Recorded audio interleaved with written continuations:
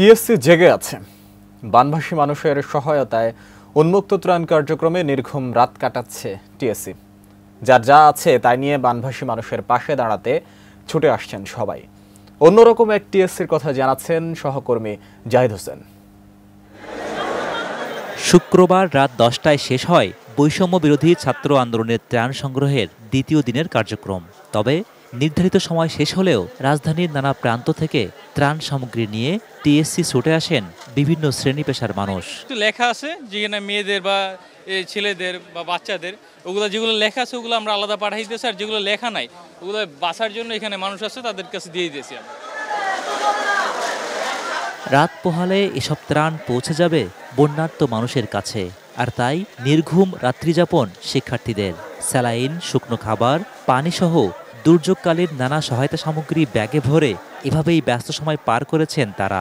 গত 5 তারিখের পর থেকে ঢাকা বিশ্ববিদ্যালয় বা বাংলাদেশের মানুষ যেভাবে বাংলাদেশকে আমরা নিজেদের মধ্যে নিচ্ছি, এটা কিন্তু আগে আমরা নিতাম না। আমরা সবাই যদি একসাথে করে কাজ করতে পারি অবশ্যই আমাদের সুদিন আসবে ইনশাল্লাহ। দুর্যোগে ত্রাণ সহায়তায় ছাত্র জনতার এমন সাড়া আগে দেখা যায়নি। ছাত্র জনতার অভ্যুত্থান এমন বন্ধন সৃষ্টি করেছে বলে মনে করেন বৈষম্য বিরোধী ছাত্র আন্দোলনের অন্যতম সমন্বয়ক সার্জিস আলম। সানবিট সব দিবে সামাল। সানবিট ম্যাজিক প্রেস ডিশওয়াশিং এর মাথা ঘোরানো সলিউশন। যারা রাস্তায় নেমেছিল তারা কিন্তু কোনো দলের, মতের, ধর্মের বা এরকম কোনো বিভাজন নিয়ে নামে নাই, সবাই ঐক্যবদ্ধভাবে নেমেছিল।